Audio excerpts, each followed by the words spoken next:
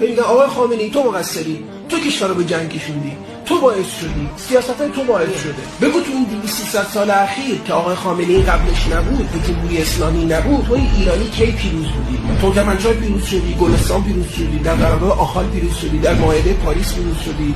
همه رو شکست خوردی، کشور خاک جدا شده، قفقاز جدا شده، باکو جدا شده، هرات جدا شده. تو قاجار پیروز بودی، تو پهلوی پیروز بودی. تو جنگ جهانی اول کشور اشغال نشد که شد، تو جنگ جهانی دوم نشد که شد.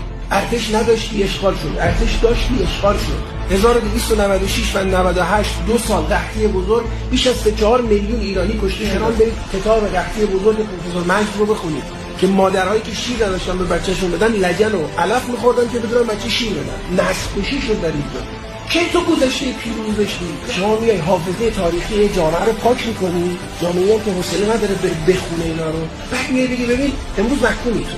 محکومی که شکست بخوری، محکومی که مقاومت نکنی. راه حل چیست؟ راه حل فهم تاریخی فرآیندها، فهم راهبردی از تاریخ.